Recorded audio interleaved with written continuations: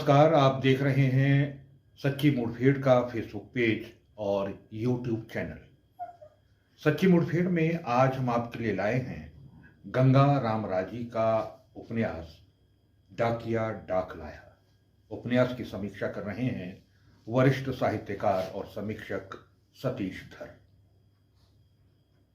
हिमाचल साहित्य अकादमी से पुरस्कृत उपन्यासकार गंगाराम राजी का जन्म 29 मई 1944 को मंडी जिला के गांव में हुआ। लगभग 400 कहानियां और 16 उपन्यासों के रचयिता गंगाराम राजी के उपन्यासों में वर्ग चेतना एवं सामाजिक सरोकार विशेष रूप से प्रखर हुए हैं। बहुचर्चित उपन्यास एक थी रानी खैरागढ़ी पर फिल्म निर्माणाधीन है। तो आइए सुनते हैं गंगाराम राजी के उपन्यास डाकिया डाक लाया की समीक्षा वरिष्ठ साहित्यकार और समीक्षक सतीश धर के साथ। सच्ची मुठभेड़ के दर्शकों को सतीश धर का नमस्कार। आज हम इस पटल के माध्यम से ऐतिहासिक उपन्यासकार गंगाराम राजी के सद्य प्रकाशित उपन्यास डाकिया डाक लाया पर चर्चा करेंगे। गंगाराम राजी हिमाचल प्रदेश की सांस्कृतिक राजधानी मंडी के सुंदरनगर जनपद से संबंध रखते हैं और यह उनका 17वां उपन्यास है जो नमन प्रकाशन दिल्ली द्वारा प्रकाशित किया गया है। डाकिया डाक लाया एक ऐसा उपन्यास है जो संस्मरण के माध्यम से डाकतार विभाग के स्वर्णिम इतिहास से तो परिचित करवाता ही है, साथ साथ हिमाचल की समृद्ध संस्कृति से भी पाठकों को अवगत कराता है। लेखक के इस उपन्यास का नायक हिमाचल प्रदेश के बिलासपुर ज़िला का है जो रेलवे की डाक सेवा में कार्य करता है और लेखक को अंबाला से लखनऊ तक की रेल यात्रा के दौरान विभिन्न रोचक किस्से सुनाता है।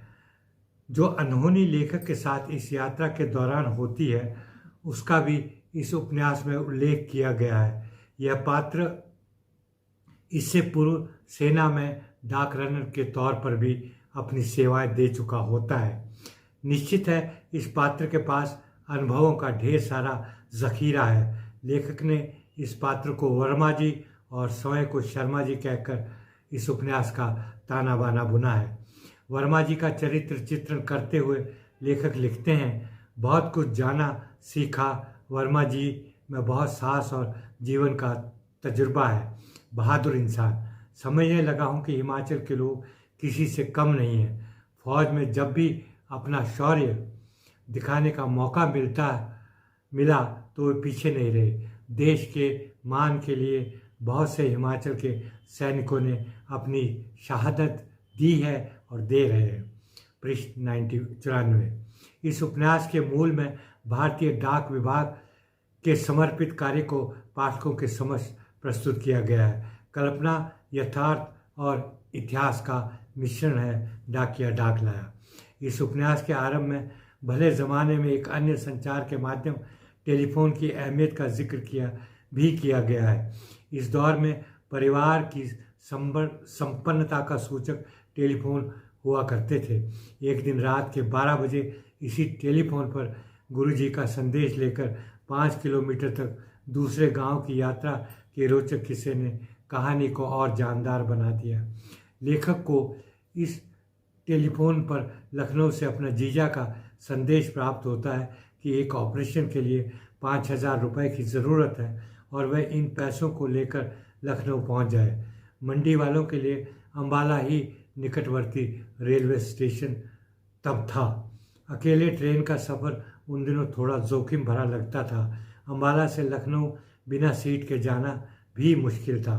अंबाला प्लेटफार्म पर अपनी सीट का प्रबंध करने वाले व्यक्ति को हिमाचल का ही पाकर लेखक को सीट मिल ही जाती है। ये सीट रेल के डाक ले जाने वाले कंपार्टमेंट में मिल जाती है। यहाँ से ही प्रारंभ होती है इस उपन्यास की कहानी। भारतीय डाक के इस डिब्बे में लेखक को गांव के वर्मा जी मिल जाते हैं और फिर वर्मा जी के माध्यम से डाकिया डाक लाया की कहानी आगे बढ़ती है। यहाँ लेखक के साथ एक अनहोनी घटना भी होती है। एक चोर इस डिब्बे का दरवाज़ा खोलने का अनुरोध करता है। केवल लेखक को असली बात समझाने के लिए वर्मा जी दरवाज़ा खोल देते हैं। सामने काले कपड़ों में चोर को देखकर वर्मा जी असलियत समझ जाते हैं। जैसे ही गाड़ी धीमी होती है, चोर लेखक के जूतों की जोड़ी भी ले भागता है, लेकिन अंततः एक स्टेशन पर उसे पकड़ लिया जाता है और लेखक को भी अपने जूते वापस मिल जाते हैं। वर्मा जी अम्बाला से लखनऊ के स्टेशनों पर डाक के थैले उतारते रहते हैं और अपनी जीवन कथा भी लेखक को सुनाते हैं। वर्मा जी की जीवन कथा में संघर्ष भी है, प्रेम भी है और ढेरों बहादुरी के किस्से भी हैं। फौजियों के लिए चिट्ठी की अहमियत भी इस उपन्यास में वर्णित है। किस्सा गोही में उपन्यासकार गंगाराम राजी का मुकाबला नहीं। हिमाचल प्रदेश के बिलासपुर जनपद का लोकगीत घालवा मजूर आओ डेरा तेरा दूर आओ की कहानी भी इस उपन्यास में है, जो इस उपन्यास के नायक वर्मा के दादा दादी से जुड़ी है। वर्मा के प्रेम विवाह का प्रसंग उपन्यास को और अधिक रोचक और पठनीय बनाता है। मैंने उपन्यासकार के अधिकांश उपन्यास पढ़े हैं। राजी जी ने यह उपन्यास मुझे समर्पित कर निस्संदेह अपने एक सजग पाठक को नववर्ष पर नायाब तोहफा दिया है। इस तोहफे के लिए मैं उनका सहृदय आभारी हूँ। नमन प्रकाशन दिल्ली द्वारा प्रकाशित इस उपन्यास का आवरण निश्चित ही आकर्षक है। इस नवीन कृति के लिए उपन्यासकार गंगाराम राजी जी को ढेरों शुभकामनाएं।